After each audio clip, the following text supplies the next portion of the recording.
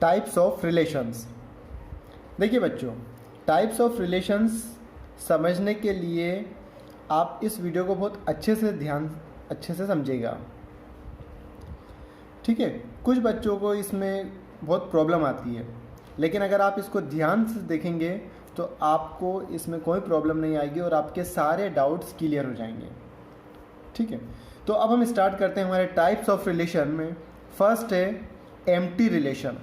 अब देखो उसके नाम से समझ में आ रहा है, एम्प्टी रिलेशन मतलब क्या है कि एक खाली रिलेशन, इसके अंदर कुछ नहीं होगा, ठीक है। तो एम्प्टी रिलेशन, सबसे पहले हम इसकी डेफिनेशन देखते हैं कि एम्प्टी रिलेशन की डेफिनेशन क्या होगी। तो एम्प्टी रिलेशन की डेफिनेशन होगी कि if no element of set A is related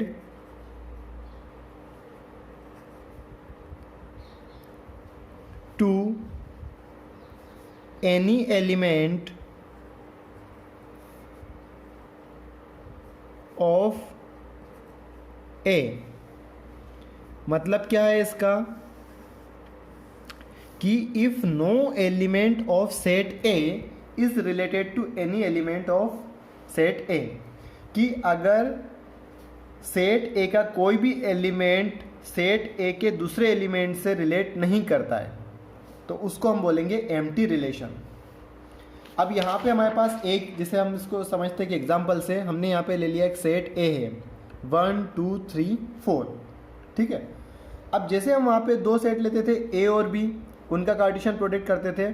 अब यहाँ पे हमने एक ही सेट लिया है, सपोज हमारे पास एक ही सेट दिया हुआ है, तो क्या होगा कि सेट ए का रिलेशन सेट ए से कर रहे हैं हम क्या कर रहे हैं, सेट ए का रिलेशन सेट ए से, मतलब इस तरीके से कि हमारे पास में एक ये सेट ए दिया हुआ है, इसके एलिमेंट हो गए आपके 1 2 3 और 4, और दूसरा हमारे पास सेट है वो भी क्या है, ए है, वहाँ पे हम बी लेते थे, ठीक है। दो सेट होना चाहिए हमारे पास में कोई भी रिलेशन के लिए, तो यहाँ पे हमारे पास एक ही सेट है, तो दोनों सेट क्या होंगे आपके, ए और ए ही होंगे, तो इसके एलिमेंट भी वही होंगे 1 2 3 और 4। अब देखो अगर इसका हम कार्टेशियन प्रोडक्ट लिखते हैं, सपोज मैं यहाँ लिख लेता हूँ Cartesian product of A cross ए, तो क्या होगा ए क्रॉस ए का कार्टेशियन प्रोडक्ट, ये होगा 1 1 1 2 1 3 1 4, है ना, 1 का 1 के साथ में 1 2 1 3 1 4, उसी तरीके से 2 1 2 2 2 1 2 2 2 3 2 4, फिर क्या होगा 3 1 3 2 3 3 3 4, और होगा 4 1 4 2 4 3 और 4 4। ये होगा हमारा इसका ए क्रॉस ए का कार्टेशियन प्रोडक्ट। तो ये हमारे सारे ऑर्डर्ड पेयर बन गए। अब देखो हमारे पास में एक गिवन है, ये हमने एक एग्जांपल लिया है कि सेट ए के हमारे पास एलिमेंट थे 1 2 3 4। अब हमारे पास में यहाँ एक रिलेशन दिया हुआ है। रिलेशन किस तरीके से दिया हुआ है, A B such that A plus B is equal to 10 होना चाहिए। अब देखिए ये ए और बी क्या है, ए और बी हैं हमारे एलिमेंट्स, मतलब जैसे हमारे पास यहाँ पे ये दिया हुआ है 4 4, तो ए भी हो गया 4 और बी की वैल्यू भी हो गई आपकी 4। इसमें देखोगे तो ए का मतलब 4 और बी मतलब 3, ठीक है। तो कंडीशन क्या दी हुई है, तो हमारे पास कंडीशन ये रिलेशन ये दिया हुआ है कि ए प्लस बी दोनों का सम कितना आना चाहिए, 10 आना चाहिए, ठीक है। तो हम रिलेशन में क्या होगा, वही ऑर्डर्ड पेयर लिखेंगे जिसका कि सम कितना होना चाहिए, 10 होना चाहिए। अब आप देखो फर्स्ट वाला ऑर्डर्ड पेयर देखते हैं हम, 1 + 1, 1 + 1 कितना होगा 2, क्या ये 10 आ रहा है इसका सम, नहीं आ रहा है। 1 + 2 3, इसका सम भी 10 नहीं हो रहा है। 1 + 3 4 होगा, उसका सम भी 10 नहीं हुआ। 1 + 4 करेंगे तो 5 आएगा, तो 5 भी 10 के बराबर नहीं है। फिर 2 + 1 करेंगे तो इनका सम होगा 3, लेकिन ये भी 10 के इक्वल नहीं है। 2 + 2 इसका सम होगा 4, ये भी 10 के इक्वल नहीं है। फिर 2 + 3 5 होगा, ये भी 10 के इक्वल नहीं है। 2 + 4 6, ये भी 10 के इक्वल नहीं है। 3 + 1 4, ये भी 10 के इक्वल नहीं है। 3 + 2 5, ये भी 10 के इक्वल नहीं है। 3 + 3 6, ये भी 10 के इक्वल नहीं है। 3 + 4 7, ये भी 10 के इक्वल नहीं है। 4 + 1 5, ये भी 10 के इक्वल नहीं है। 4 + 2 6, ये भी 10 के इक्वल नहीं है। 4 + 3 7, ये भी 10 के इक्वल नहीं है। और 4 + 4 8, ये भी 10 के इक्वल नहीं है। तो आप देखो इनमें से किसी भी ऑर्डर्ड पेयर का सम 10 नहीं आ रहा है ना, कि जिसको कि हम यहाँ पे लिख सकें। इसलिए क्या होगा, ये ब्रैकेट हमारा खाली रहेगा और इसी को हम बोलेंगे कि ये जो रिलेशन हमारा जो रिलेशन है ना, A क्रॉस A का जो आपका रिलेशन बन रहा है, ये क्या हो जाएगा, आपका एम्प्टी रिलेशन हो गया। ये क्या हो गया, आपका एम्प्टी रिलेशन। तो ये तो जो ऊपर लिखा था ये तो मैंने ऑर्डर्ड पेयर लिखा था पूरा कार्टेशियन प्रोडक्ट, और जो इसका रिलेशन आ रहा है वो क्या है, आपका एम्प्टी, क्योंकि यहाँ पे कोई भी ऑर्डर्ड पेयर हम यहाँ पे लिख नहीं सकते हैं। ठीक है, तो इसको हम बोलेंगे, इस तरीके का जो रिलेशन होगा उसको आप बोलोगे एम्प्टी रिलेशन। इसको हम डिनोट कैसे करते हैं, तो इसको आप ऐसे लिखोगे R = 5। रिलेशन क्या है आपका, एम्प्टी, इसको आप R भी लिख सकते हो। तो R = क्या हो गया आपका 5, या उसको हम ऐसे ब्रैकेट में भी लिख सकते हैं। दोनों ही हमने पढ़ा था अभी। तो ये कहलाएगा आपका एम्प्टी रिलेशन। क्लियर है सबको? एक बार और देख लीजिए कि if no element of set A is related to any element of set A is known as empty relation. ठीक है, तो एम्प्टी रिलेशन में कोई भी ऑर्डर्ड पेयर उसके अंदर नहीं होगा, पूरा सेट खाली होगा, उसको हम बोलेंगे एम्प्टी रिलेशन, या पूरा रिलेशन खाली होगा उसको आप बोलोगे एम्प्टी रिलेशन। ठीक है, अब सेकंड हम देखते हैं यूनिवर्सल रिलेशन।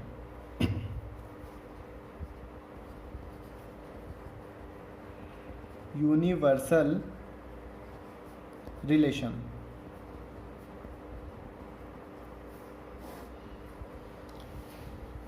अब देखिए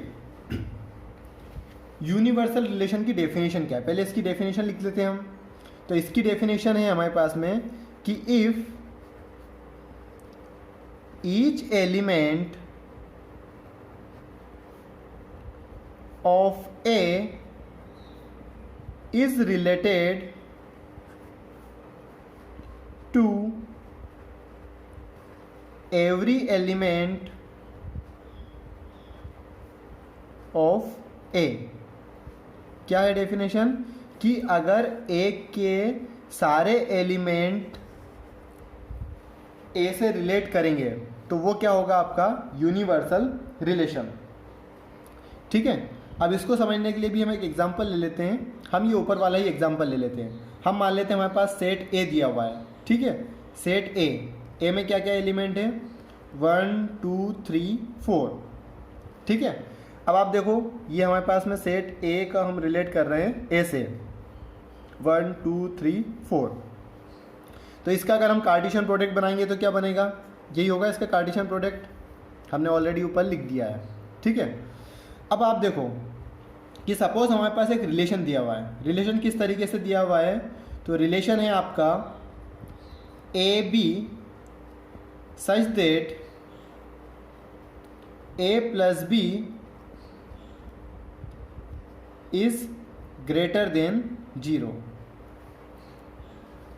किस तरीके से दिया है, A + B ग्रेटर देन 0, कि जो A + B का सम है वो 0 से ग्रेटर होना चाहिए।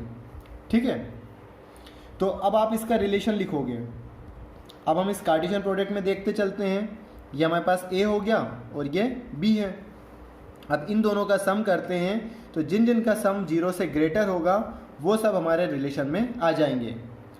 अब आप देखिए 1 + 1 2, ये ग्रेटर है 0 से। 1 + 2 3, ये भी 0 से ग्रेटर है। 1 + 3 4, ये भी 0 से ग्रेटर है। तो आप देखो जितने भी ऑर्डर्ड पेयर यहाँ पे प्रेजेंट हैं इस कार्टेशियन प्रोडक्ट में, सबका ही सम 0 से ग्रेटर है। इसलिए क्या होगा, जितने भी ऑर्डर्ड पेयर हमारे यहाँ पे कार्टेशियन प्रोडक्ट में हैं वो सब हमारे रिलेशन में आ जाएंगे। तो हमारे रिलेशन में क्या क्या आ जाएगा आपका, पूरा कार्टेशियन प्रोडक्ट आ जाएगा 1 1 1 2 1 3 1 4 2 1 2 2 2 3 2 4 3 1 3 2 3 3 3 4, फिर ये लिख देंगे 4 1 4 2 4 3 4 4। तो आप देखो यहाँ पे जितने भी हमारे ऑर्डर्ड पेयर प्रेजेंट थे कार्टेशियन प्रोडक्ट में, वो सब क्या हो गए, रिलेशन में आ गए हैं।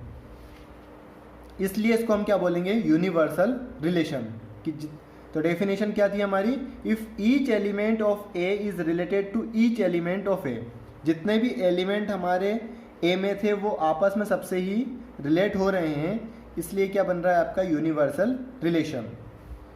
तो इसका मतलब आपका रिलेशन क्या हो गया, आर को हम लिख सकते हैं ए क्रॉस ए, क्योंकि पूरा ही ऑर्डर्ड पेयर यहाँ पे पूरा ही कार्टेशियन प्रोडक्ट हमारा रिलेशन में आ रहा है, तो इसको हम बोलेंगे यूनिवर्सल रिलेशन। अब देखिए कभी कभी ये एम्प्टी रिलेशन और यूनिवर्सल रिलेशन दोनों को हम जो है ट्राइवल रिलेशन बोलते हैं। क्या बोलेंगे कि जो हमारा एम्प्टी रिलेशन है, एम्प्टी रिलेशन और यूनिवर्सल रिलेशन, इनको दोनों को कभी कभी ट्राइवल रिलेशन भी बोला जाता है। तो ये आप एक नोट में डाल लीजिए कि जो एम्प्टी रिलेशन है और यूनिवर्सल रिलेशन है, दोनों को जो है कहीं कहीं पे ट्राइवल रिलेशन भी बोला जाता है। अब देखिए बच्चों, नेक्स्ट रिलेशन है हमारा आइडेंटिटी रिलेशन।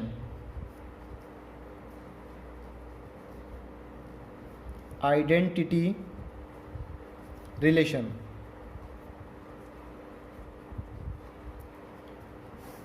इस आइडेंटिटी रिलेशन को हम ऐसे आई ए से भी डिनोट करते हैं, ठीक है। तो आइडेंटिटी रिलेशन क्या होता है, तो इसको हम किस तरीके से सबसे पहले डिफाइन करेंगे वो हम समझ देख लेते हैं।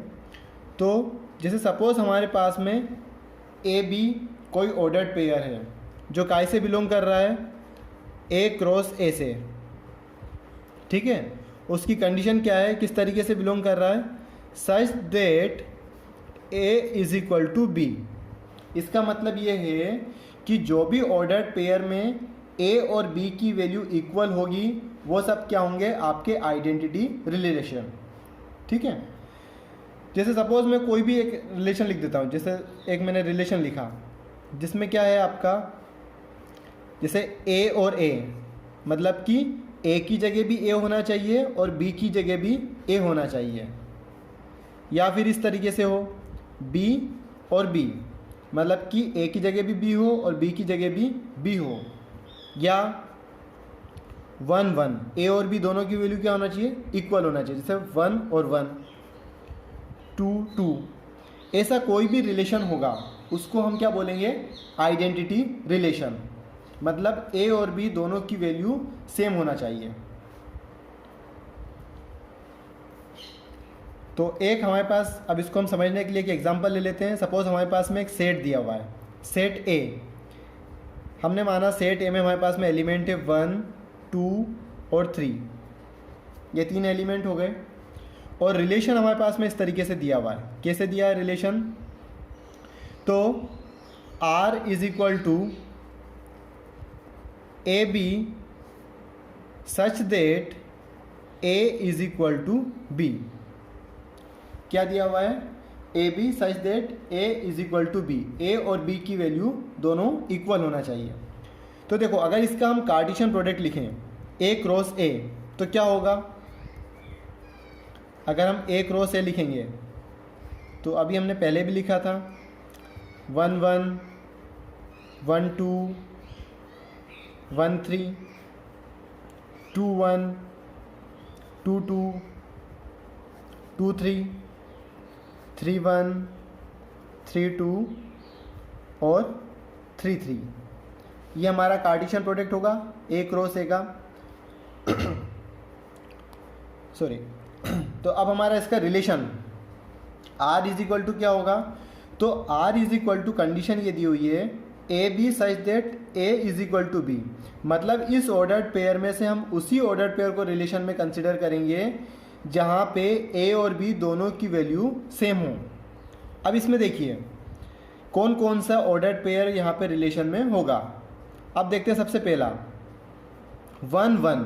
देखिए यहाँ पे ए की वैल्यू भी 1 है और बी की वैल्यू भी 1 है, इसलिए ये हमारा रिलेशन में होगा। बिल्कुल डेफिनेटली होना चाहिए इसको, क्योंकि इसमें ए और बी दोनों की वैल्यू क्या आ रही है, सेम। तो 1 1 हमारा ऑर्डर्ड पेयर रिलेशन में होगा। 1 और 2 होगा क्या, बिल्कुल नहीं होगा। क्यों, क्योंकि यहाँ पे ए की जगह 1 है और बी की जगह 2 है। 1 3 ये भी नहीं होगा, because A is not equal to B. 2 1 ये भी नहीं होगा।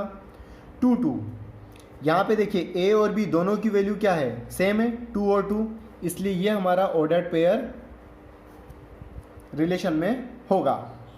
फिर 2 3 नहीं होगा। 3 1 ये भी नहीं होगा। 3 2 ये भी नहीं होगा। फिर कौन सा होगा, 3 और 3, दोनों ए और बी की वैल्यू दोनों की वैल्यू 3 और 3 है, इसलिए ये ऑर्डर्ड पेयर हमारा रिलेशन में आएगा। तो हमारा रिलेशन क्या बन गया, 1 1 2 2 और 3 3। तो ये हो गया हमारा आइडेंटिटी रिलेशन। इसको हम ऐसे भी बोल सकते हैं कि element gives image of itself, है ना, कि जो एलिमेंट खुद की इमेज बनाए, जैसे 1 की इमेज 1 बन रही है, 2 की इमेज 2 बन रही है, 3 की इमेज 3 बन रही है। तो ऐसे जो हमारा रिलेशन होगा उसको हम बोलेंगे आइडेंटिटी रिलेशन। अब नेक्स्ट रिलेशन पे आते हैं। हमारा फोर्थ रिलेशन है हमारा इनवर्स रिलेशन। इनवर्स रिलेशन, अब देखिए इनवर्स के नाम से समझ में आ रहा है कि यहाँ पे उस जो भी रिलेशन होगा उसका कुछ इनवर्स ही होगा, ठीक है। तो जो इनवर्स रिलेशन है उसको हम डिनोट करेंगे आर इनवर्स से, इस तरीके से उसको हम डिनोट करते हैं, ठीक है।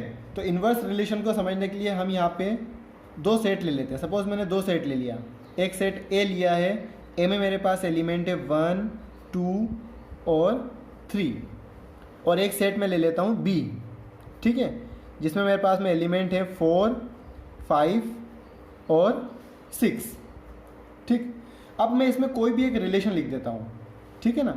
ए क्रॉस बी करूँगा, एक ऑर्डर्ड पेयर बनेगा, उसी का कोई रिलेशन, उसी में से कोई एक रिलेशन उठा के मैं यहाँ पे रख लेता हूँ, ठीक है।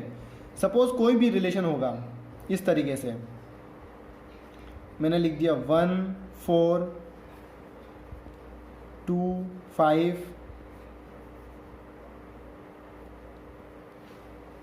3 4, या मैं 3 5 3 6, चलो ये ले लेता हूँ, है ना, कुछ भी ले लो उसमें।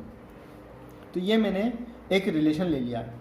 अब इसका इन्वर्स लिखना है, तो इसका इन्वर्स रिलेशन क्या होगा, तो इन्वर्स रिलेशन होगा कि जो हमारा B है वो अब A हो जाएगा और जो A है वो आपका B हो जाएगा, है ना।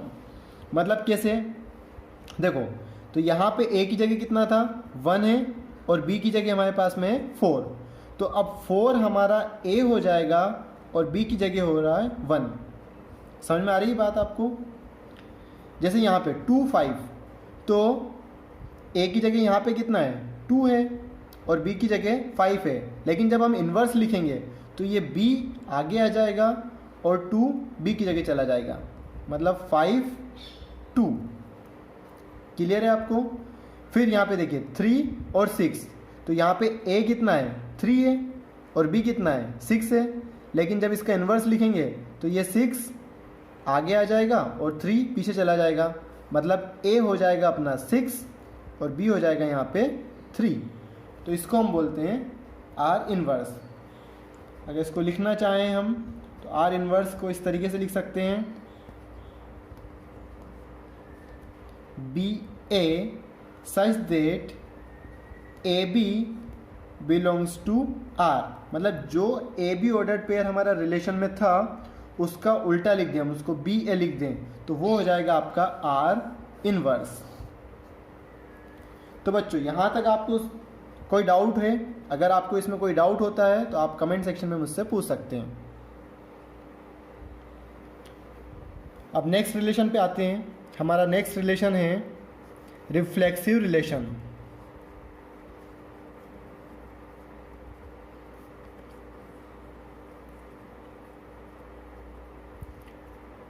देखिए बच्चों, अब जो आगे हम रिलेशन पढ़ेंगे इनको बहुत ध्यान से समझिएगा। होने में बहुत ही सिंपल है, लेकिन अगर आपको एक बार इसका कॉन्सेप्ट समझ में आ गया तो फिर कोई प्रॉब्लम नहीं आएगी, अदरवाइज बच्चों को इसमें बहुत डाउट होता है। ठीक है, तो बहुत ध्यान से समझिएगा इस चीज़ को। रिफ्लेक्सिव रिलेशन है ना। अब रिफ्लेक्सिव रिलेशन क्या है, इसको समझने के लिए हम एक एग्जांपल ले लेते हैं। सपोज मैं एक सेट कंसिडर करता हूँ। एक सेट मैंने ले लिया, कोई सेट ए है जिसके अंदर मेरे पास एलिमेंट हैं 1 2 3 4। ठीक है, अब इस सेट ए का मैं एक ऑर्डर्ड पेयर बना लेता हूँ। ऑलरेडी हमने पहले भी बनाया हुआ था ए क्रॉस ए, तो मैं इसको जल्दी से लिख देता हूँ 1 1 1 2 1 3 1 4 2 1 2 2 2 3 2 4 3 1 3 2 3 3 3 4 4 1 4 2 4 3 एंड 4 4। ठीक है, अब देखिए ये हमने एक सेट कंसिडर किया है 1 2 3 4 और इसका हमने यहाँ ऑर्डर्ड पेयर लिखा है। अब मैं यहाँ पे कुछ रिलेशन लिख रहा हूँ, उससे हमको समझ में आएगा कि क्या ये रिफ्लेक्सिव रिलेशन है या नहीं है। देखो एक रिलेशन में लिखता हूँ R1, मैं इसमें ले लेता हूँ 1 1 2 2 और 3 3। अब देखिए क्या इस रिलेशन को हम रिफ्लेक्सिव रिलेशन बोलेंगे? तो देखिए रिफ्लेक्सिव रिलेशन क्या है, ये रिफ्लेक्सिव रिलेशन हमारा कुछ उस तरीके का ही है जैसे हमने आइडेंटिटी रिलेशन पढ़ा था। आप देखिए आइडेंटिटी रिलेशन में हमने देखा था कि ए और बी की वैल्यू, दोनों की वैल्यू क्या होना चाहिए, इक्वल आना चाहिए। सिमिलरली रिफ्लेक्सिव रिलेशन में भी क्या होगा कि ए और बी दोनों की वैल्यू अगर इक्वल है तो उसको हम रिफ्लेक्सिव रिलेशन बोलेंगे। तो देखो यहाँ पे 1 1 2 2 और 3 3, ठीक है, ये तीनों एलिमेंट आ रहे हैं, तो क्या इसको आप रिफ्लेक्सिव रिलेशन बोलेंगे? तो इसको हम रिफ्लेक्सिव रिलेशन नहीं बोलेंगे। अब आप बोलेंगे सर अभी तो आपने बोला कि ए और बी दोनों की वैल्यू इक्वल होना चाहिए, तो यहाँ पे तो सब जगह ए और बी दोनों की वैल्यू इक्वल है, फिर ये रिफ्लेक्सिव रिलेशन क्यों नहीं है? तो बेटा उसका रीज़न ये है कि रिफ्लेक्सिव रिलेशन में जितने एलिमेंट सेट ए में हैं वो सब यहाँ पे प्रेजेंट होना चाहिए। लेकिन आप देखिए यहाँ पे 4 सेट ए में एलिमेंट है 4, लेकिन यहाँ कहीं 4 दिखाई दे रहा है आपको, इस रिलेशन में कहीं पे भी 4 नहीं है, इसलिए इसको हम रिफ्लेक्सिव रिलेशन नहीं बोलेंगे। तो अब मैं यहाँ इसका रिलेशन लिख देता हूँ, इधर लिख देता हूँ आपका रिलेशन आर इस तरीके से होगा A such that for every A belongs to A. क्या होगा रिफ्लेक्सिव रिलेशन? ए मतलब कि आपका ए की जगह भी एलिमेंट ए ही आना चाहिए और बी की वैल्यू भी क्या होना चाहिए, ए होना चाहिए। For every A belongs to A, इसका मतलब ये है कि ए में जितने भी एलिमेंट हैं वो सब यहाँ पे प्रेजेंट होना चाहिए। लेकिन यहाँ पे देखिए 4 प्रेजेंट नहीं है, क्योंकि ये भी तो आपका जो है ए और बी दोनों की वैल्यू इक्वल आ रही है, लेकिन वो इस रिलेशन में प्रेजेंट नहीं है, इसलिए इसको हम रिफ्लेक्सिव रिलेशन नहीं बोलेंगे। अब एक और रिलेशन में लिखता हूँ 1 1 2 2 3 3 एंड 4 4। अब देखिए क्या ये रिफ्लेक्सिव रिलेशन होगा? तो जी ये बिल्कुल रिफ्लेक्सिव रिलेशन होगा। क्यों होगा? क्योंकि यहाँ पे सेट ए में जितने एलिमेंट हैं उन सब का ही जो है सेम इमेज यहाँ पे बन रहा है। जैसे यहाँ पे 1 1 2 2 3 3 और 4 4, मतलब जितने एलिमेंट सेट ए में हैं वो सब यहाँ पर आ रहे हैं, इसलिए इसको हम रिफ्लेक्सिव रिलेशन बोलेंगे।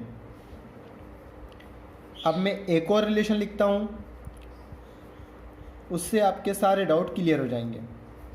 1 1 1 3 2 2 2 4 3 1 3 3 4 1 4 4। देखिए अब यहाँ पे मैंने एक रिलेशन लिखा हुआ है, क्या इसको हम रिफ्लेक्सिव रिलेशन बोल सकते हैं?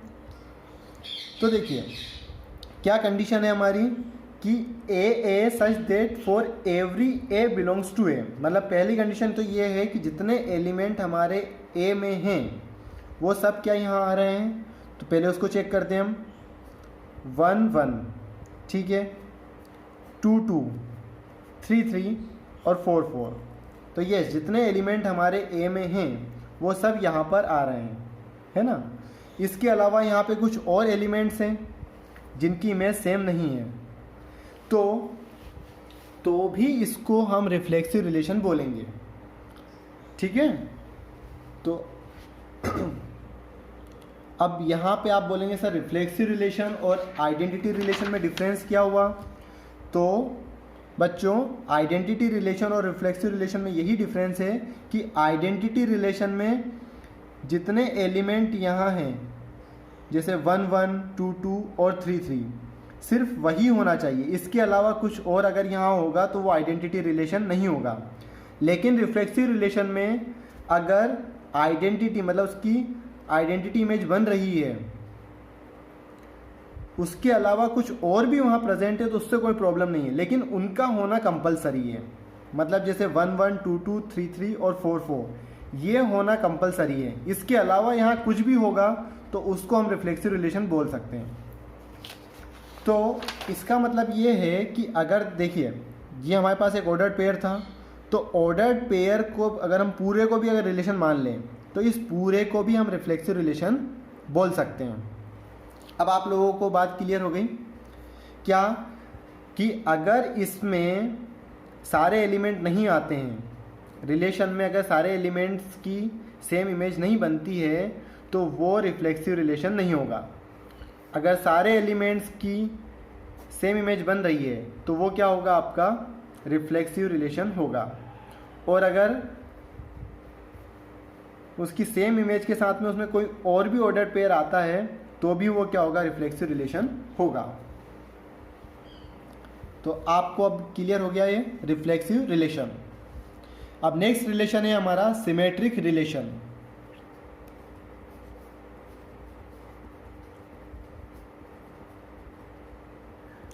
सिमेट्रिक रिलेशन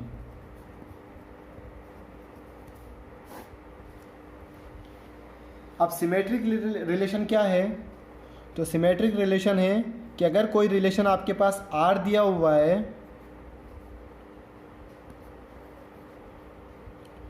वो काय के बराबर है आपका आर इनवर्स। नेक्स्ट रिलेशन है हमारा सिमेट्रिक रिलेशन। अब सिमेट्रिक रिलेशन क्या होगा, किसको कैसे डिफाइन करेंगे? सबसे पहले इसको हम डिफाइन करते हैं। तो सिमेट्रिक रिलेशन क्या होगा? If A B belongs to R such implies that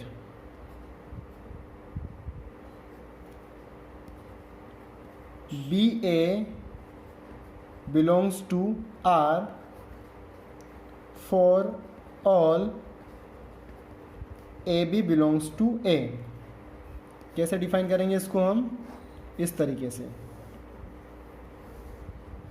कि if A B belongs to R, अगर ए बी आर से बिलोंग करता है तो बी ए भी आर से बिलोंग करना चाहिए for all A B belongs to A, मतलब जितना भी हमारा रिलेशन है उसमें ए बी अगर आ रहा है रिलेशन में तो बी ए भी रिलेशन में आना चाहिए। अब इसको हम समझते हैं कि एग्जाम्पल से, सपोज हमने एक रिलेशन ले लिया, यहाँ पे एक रिलेशन ले लेते हैं हम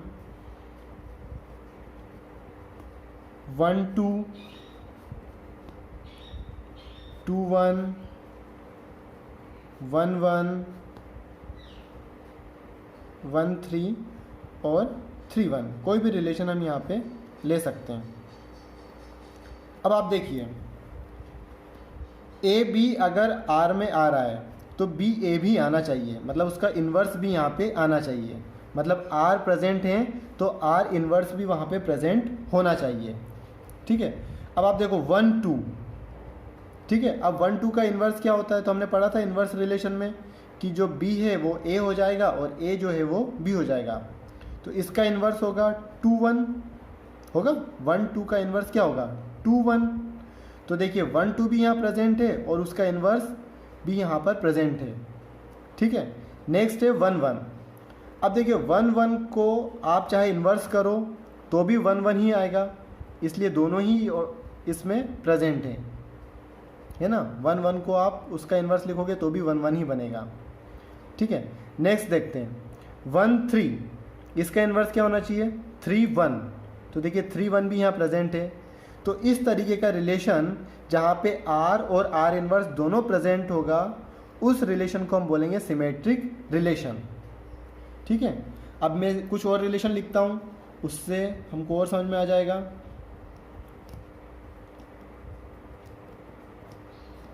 1 1 1 2 1 3 1 4।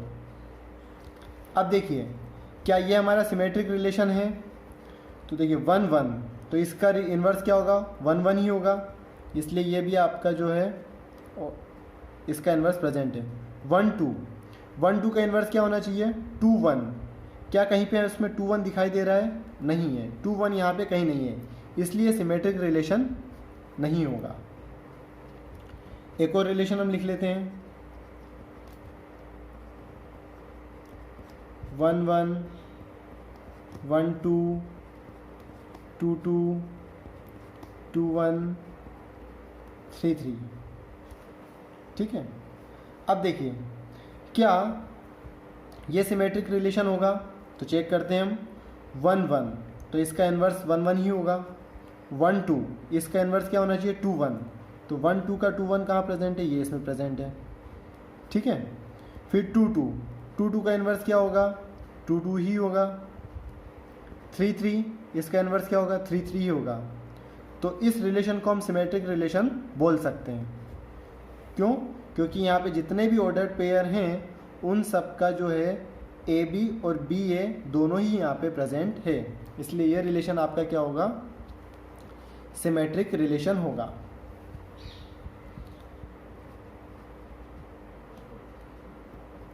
एक और रिलेशन में लिखता हूँ 1 1 2 2 3 3 4 4। अब बताइए क्या सिमेट्रिक रिलेशन होगा, तो देखिए 1 1, इसका इन्वर्स करोगे तो भी 1 1 ही आएगा। 2 2, इसका इन्वर्स करोगे तो भी 2 2 आएगा। 3 3, इसका इन्वर्स करेंगे तो भी 3 3 आएगा। 4 4, इसका इन्वर्स करेंगे तो भी 4 4 आएगा, इसलिए ये भी आपका क्या होगा सिमेट्रिक रिलेशन होगा। तो अब आपको ये बात समझ में आ गई सिमेट्रिक रिलेशन में क्या होना चाहिए। तो सिमेट्रिक रिलेशन में आर और आर इन्वर्स दोनों ही जिस रिलेशन में प्रेजेंट होगा उस रिलेशन को हम सिमेट्रिक रिलेशन बोलेंगे। अब नेक्स्ट रिलेशन पे आते हैं हम 7th।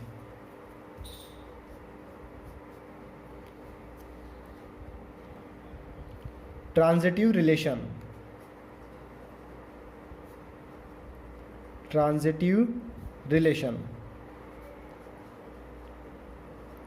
अब ट्रांजिटिव रिलेशन क्या होता है, तो इसकी डेफिनेशन है if A B belongs to R and BC belongs to R implies that AC belongs to R for all ABC belongs to A। ये आपकी डेफिनेशन हो गई ट्रांजिटिव रिलेशन की। इसका मतलब क्या है कि अगर कोई ordered pair A B R से बिलोंग कर रहा है और दूसरा ऑर्डर्ड पेयर बी सी भी आर से बिलोंग कर रहा है, तो ए सी भी आर से बिलोंग करना चाहिए, तभी उस रिलेशन को हम ट्रांजिटिव रिलेशन बोल सकते हैं। ठीक है, किस तरीके से? जैसे सपोज हमारे पास कोई एक रिलेशन दिया हुआ है आर, इसमें अगर कोई एक ऑर्डर्ड पेयर है ए बी और दूसरा ऑर्डर्ड पेयर है आपका बी सी, मतलब देखिए यहाँ पे जो बी था वो यहाँ पे भी आना चाहिए। तो ए बी और बी सी अगर दोनों प्रेजेंट है तो ए और सी भी यहाँ प्रेजेंट होना चाहिए, ए सी प्रेजेंट होना चाहिए। तो इस ऑर्डर्ड पेयर को हम क्या बोलेंगे? ट्रांजिटिव रिलेशन बोलेंगे, अदरवाइज ये ट्रांजिटिव रिलेशन नहीं होगा। सपोज मान लो रिलेशन इस तरीके से होता, आर हमारे पास में दिया हुआ होता ए बी और बी सी, लेकिन अगर इस रिलेशन में ए सी प्रेजेंट नहीं है तो इसको हम ट्रांजिटिव रिलेशन नहीं बोलेंगे। अब इसमें एक और चीज़ हम समझ लेते हैं कि अगर कोई ऑर्डर्ड पेयर इस तरीके से या कोई रिलेशन हमारे पास में इस तरीके से दिया हुआ है, सिर्फ उसमें ए और बी ही प्रेजेंट है, तो क्या वो ट्रांजिटिव रिलेशन होगा? तो यस, वो बिल्कुल ट्रांजिटिव रिलेशन होगा, क्योंकि हमारे पास कंडीशन क्या है? कंडीशन ये है कि ए बी और बी सी अगर दोनों प्रेजेंट हैं तो ए सी प्रेजेंट होना चाहिए। ओके, लेकिन अगर हमारे पास बी सी प्रेजेंट नहीं है तो फिर हम उस ए बी को एज इट इज ही रहने देंगे। ओके, और इसको हम ट्रांजिटिव रिलेशन बोलेंगे। तो ये भी हमारा ट्रांजिटिव रिलेशन होगा और ये भी हमारा ट्रांजिटिव रिलेशन होगा। लेकिन अगर ए बी और बी सी प्रेजेंट है और ए सी प्रेजेंट उसमें नहीं है तो वो ट्रांजिटिव रिलेशन नहीं होगा। बात क्लियर है आपको? इसको समझने के लिए हम एक एग्जांपल ले लेते हैं। सपोज मैं एक सेट ले लेता हूं ए, 1 2 3। अब इस सेट ए में हमारे पास में कुछ ऑर्डर्ड पेयर होंगे। ठीक है, जैसे इसका मैं एक ऑर्डर्ड पेयर लिख देता हूँ, ए क्रॉस ए, है ना? तो इसका ए क्रॉस ए क्या बनेगा आपका?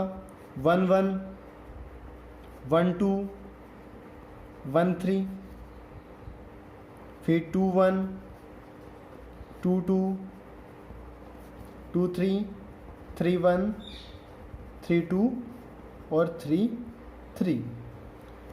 अब देखिए ए बी और बी सी कैसे होना चाहिए। जैसे सपोज मान लो मैं इसको ले लेता हूँ, इस ऑर्डर पे को, इसको आपने माना ए, तो यहाँ पे बी की वैल्यू कितनी हो गई? 2 है, ए की वैल्यू 1 है और बी की वैल्यू कितनी है? 2। तो आप नेक्स्ट इसको आप ले लें सपोज, है ना, कोई भी एलिमेंट ले लें, तो बी की जगह कितना आना चाहिए? 2 होना कंपलसरी है। तो देखिए ये ऑर्डर्ड पेयर, यहाँ बी कितना है? 2 है, क्योंकि यहाँ पे बी की वैल्यू 2 थी तो इसलिए यहाँ पे भी बी की वैल्यू 2 होना चाहिए। और ये हो जाएगा आपका सी।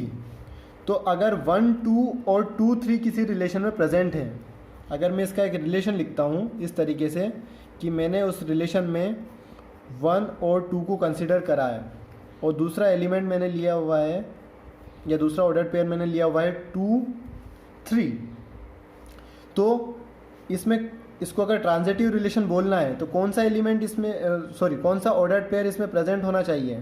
तो इसमें देखिए 1 और 3 का प्रेजेंट होना ज़रूरी है। तो 1 और 3 का है, तो इसके लिए ये हो जाएगा आपका ए और ये हो गया आपका सी। बात समझ में आई आपको? तो इस रिलेशन को हम बोलेंगे ट्रांजिटिव रिलेशन। मतलब अगर ए बी और बी सी प्रेजेंट हैं तो ए सी का भी प्रेजेंट होना ज़रूरी है। जैसे यहाँ पे 1 2 और 2 3 था, तो 1 और 3 का भी प्रेजेंट होना ज़रूरी है। इस तरीके का जो रिलेशन होगा उसको हम बोलेंगे ट्रांजिटिव रिलेशन। अब हम कुछ और रिलेशंस लिख लेते हैं जिससे कि हमारे ट्रांजिटिव रिलेशन हमको अच्छे से क्लियर हो जाए। तो मैं एक रिलेशन लिखता हूँ,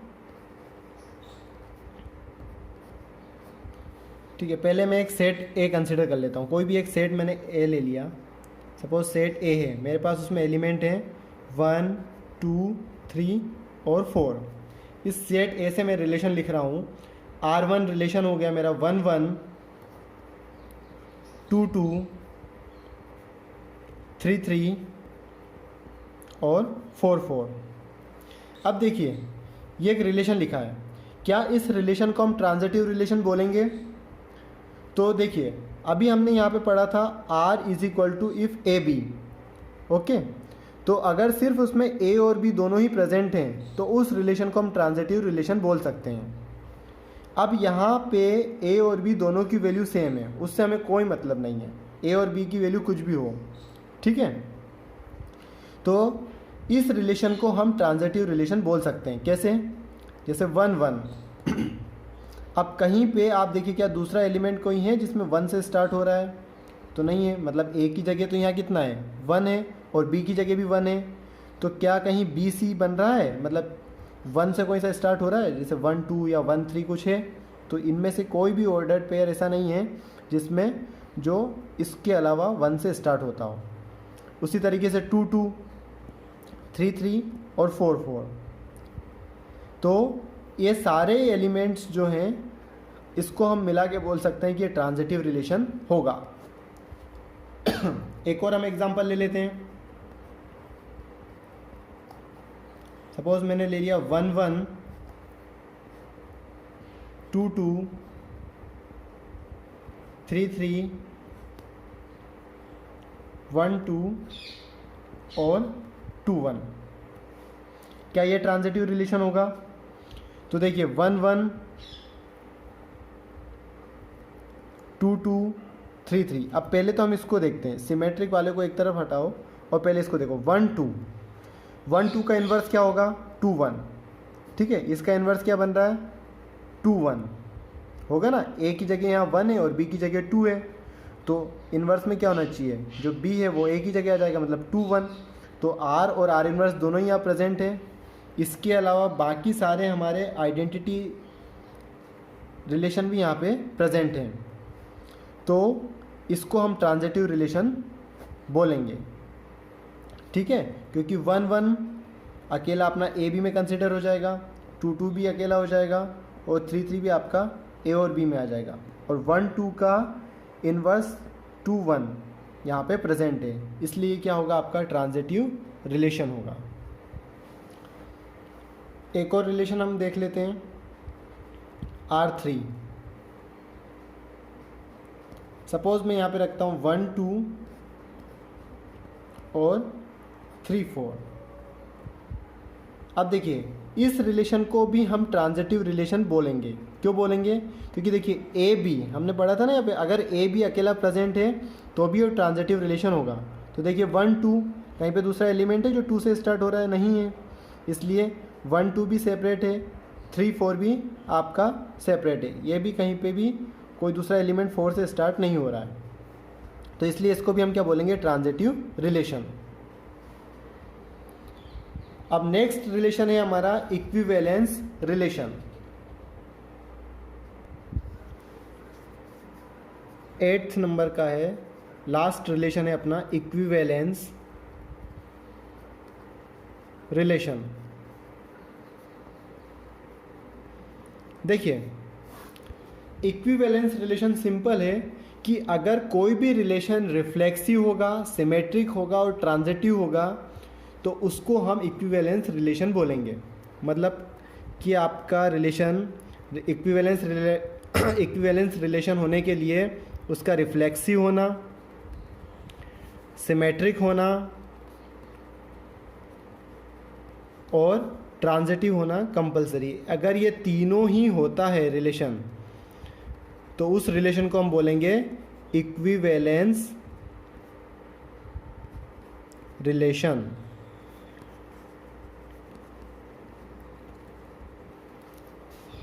बात क्लियर है आपको? किसी भी रिलेशन को अगर हमको इक्विवेलेंस रिलेशन बोलना है तो उसके लिए उसका रिफ्लेक्सिव रिलेशन, सिमेट्रिक रिलेशन और ट्रांजिटिव रिलेशन होना कंपलसरी है। जो भी रिलेशन रिफ्लेक्सिव, सिमेट्रिक और ट्रांजिटिव तीनों होगा उस रिलेशन को हम बोलेंगे इक्विवेलेंस रिलेशन। ठीक है, अब मैं इसको इक्विवेलेंस रिलेशन को हम एक एग्जांपल से समझते हैं। हम एक सेट ले लेते हैं ए, इसके एलिमेंट हमने ले लिए 1 2 3। अब मैं इस सेट ए के कुछ यहाँ पे रिलेशंस लिखता हूँ। ठीक है, पहले मैं यहाँ कुछ रिलेशंस लिख देता हूँ, उसके बाद हम देखेंगे कि क्या वो रिफ्लेक्सिव है, सिमेट्रिक है एंड ट्रांजिटिव है। अगर तीनों होंगे तो उसको हम इक्विवेलेंस रिलेशन बोलेंगे।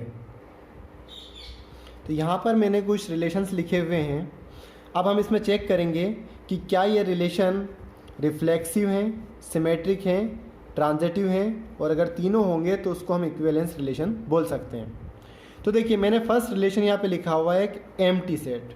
ठीक है, और यहाँ पे कंसिडर किया है मैंने एक एग्जांपल, सेट ए में मेरे पास एलिमेंट है 1 2 3। अब इसका ऑलरेडी हम ऑर्डर्ड पेयर लिखा हुआ था हमने पहले भी, ए क्रॉस ए। ठीक है, इसलिए उसको मैंने वापस से नहीं लिखा। तो देखिए, फर्स्ट रिलेशन है R1।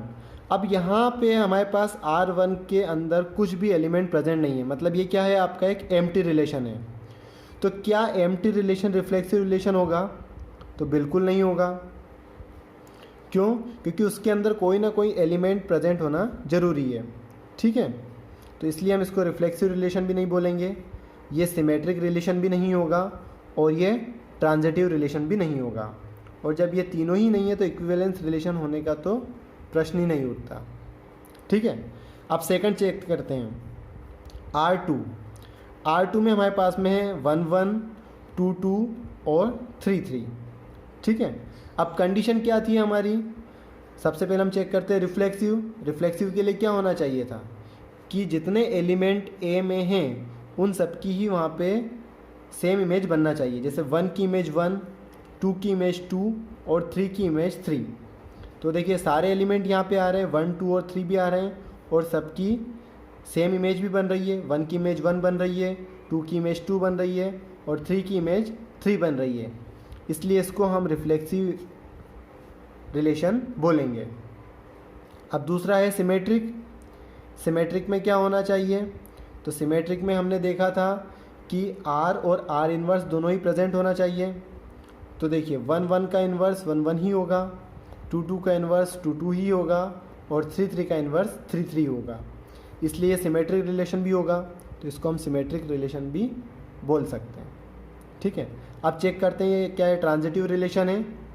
तो देखिए 1 1, कोई दूसरा एलिमेंट है जो B कहाँ पे है, B की वैल्यू यहाँ पे 1 है, तो कोई एलिमेंट है जो 1 से स्टार्ट हो रहा है, नहीं हो रहा है, मतलब ये किस फॉर्म में है, AB की फॉर्म में है। और BC यहाँ पे कहीं दिखाई नहीं दे रहा, यहाँ पे भी सेम ऐसा है 2 2 3 3। तो इसलिए इसको हम जो भी हमारा रिफ्लेक्सिव रिलेशन बन रहा है उसको भी हम ट्रांजिटिव रिलेशन बोल सकते हैं। ठीक है ना, तो इसलिए ये भी क्या हो जाएगा, आपका ट्रांजिटिव रिलेशन भी होगा।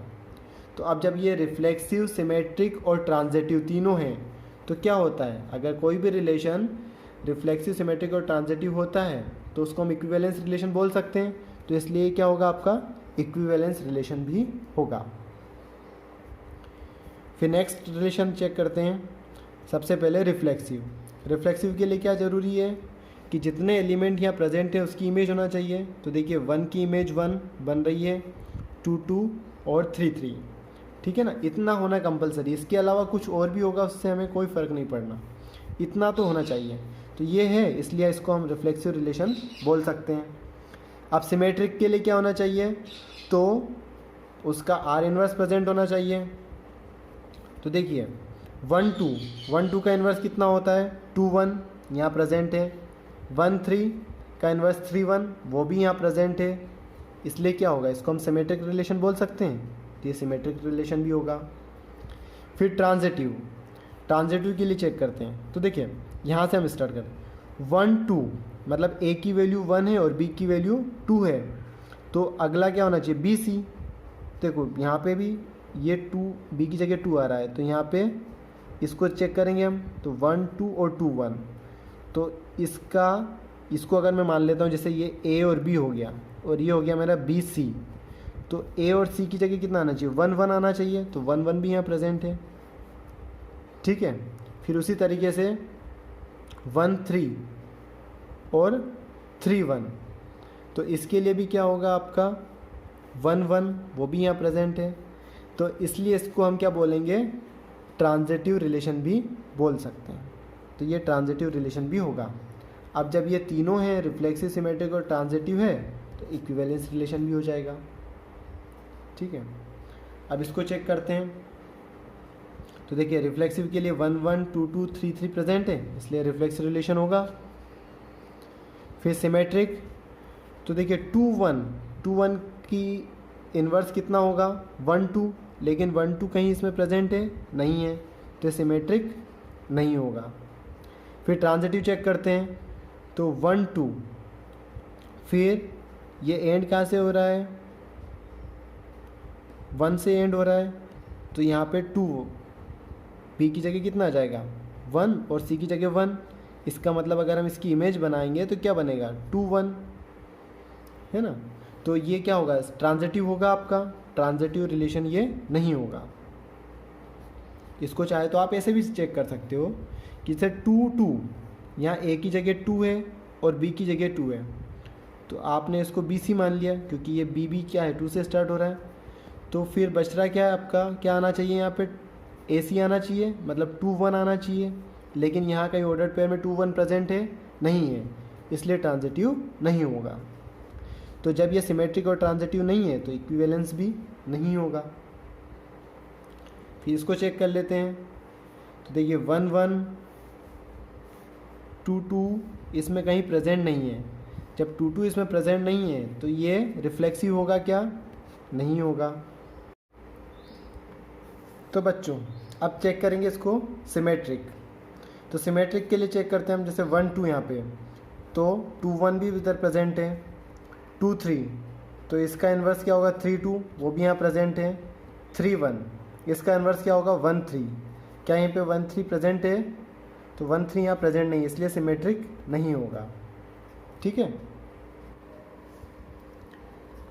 R5। अब देखिए R5 को चेक करते हैं क्या है, ट्रांजिटिव है या नहीं है। तो देखिए यहाँ पे जैसे हम इस सेट को ले लेते हैं, जैसे इसको मान लो मैंने A मान लिया और ये B, तो यहाँ A की वैल्यू हो गई 2, B की वैल्यू हो गई 3, फिर इसको मैं मान लेता हूँ B C, तो यहाँ पे B की वैल्यू हो गई 3 और C की वैल्यू हो गई 2। इसका मतलब यहाँ पे क्या प्रेजेंट होना चाहिए, अगर इसको ट्रांजिटिव देखना है तो ट्रांजिटिव के लिए 2 2 प्रेजेंट होना चाहिए, लेकिन यहाँ कहीं इस रिलेशन में 2 2 दिखाई दे रहा है, तो यहाँ पर 2 2 नहीं है, इसलिए ट्रांजिटिव भी नहीं होगा। और जब ये रिफ्लेक्सिव, सिमेट्रिक और ट्रांजिटिव नहीं है तो ये इक्विवेलेंस भी नहीं होगा। उसके बाद में चेक करते हैं, एक रिलेशन है R6 जो है A क्रॉस A। अब देखिए A क्रॉस A मतलब क्या है कि पूरा ही हमारा कार्टेशियन प्रोडक्ट। तो हमने पहले भी पढ़ा था कि अगर कोई भी रिलेशन हमारा जो है कार्टेशियन प्रोडक्ट है तो वो आपका रिफ्लेक्सिव होगा, क्योंकि उसमें सारे एलिमेंट प्रेजेंट होंगे 1 2 3, मतलब 1 1 भी प्रेजेंट होगा, 2 2 भी प्रेजेंट होगा और 3 3 भी प्रेजेंट होगा, इसलिए वो रिफ्लेक्सिव होगा और सिमेट्रिक भी होगा और ट्रांजिटिव भी होगा। और जब कोई भी रिलेशन आपका रिफ्लेक्सिव, सिमेट्रिक और ट्रांजिटिव है तो वो इक्विवेलेंस भी होगा।